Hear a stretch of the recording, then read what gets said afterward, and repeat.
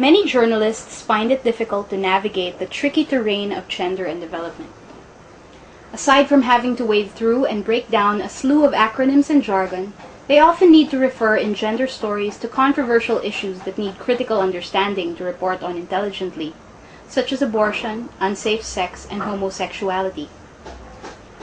The third edition of the Gender and Development Glossary, published by IPS Asia Pacific, provides a tool to help writers and journalists in such assignments.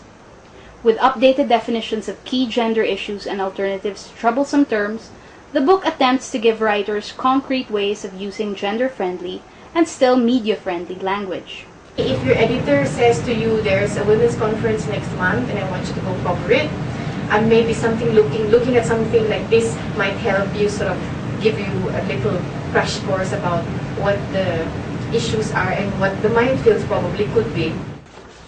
Gender advocates, academics, media professionals, and civil society came together during the book launch in the Philippines last August to discuss the coverage of gender issues and the role that language plays in reflecting stereotypes and prejudices about gender roles, and as well as in trying to change these.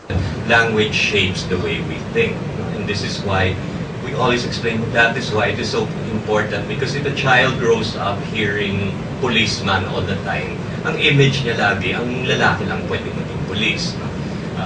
However, not all journalists are well versed in reporting gender and in how to incorporate it as a news habit. It's just a lack of awareness, basically. I only think about it when I have to write about it. It doesn't come naturally when I'm formulating my stories, unless it's really specific to a particular topic that's about gender. I think it's just the responsibility of any journalist, since we always work with language. More than anybody else, we should be aware of the different nuances and meanings and the layers of meanings in words or terms that we use. By replacing words with sexist biases in news language, for instance, journalists can produce better stories. Using commercial sex worker instead of hooker, or homemaker instead of housewife, helps remove biases in reporting. News stories also do not need to hide the sexes of interviewees.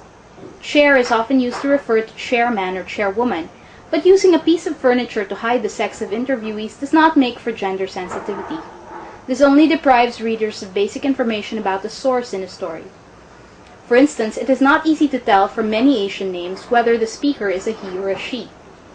Let's be guided by rights, what women are entitled to, what women aspire for, and I want women to enjoy the same equal rights, the same rights as men do.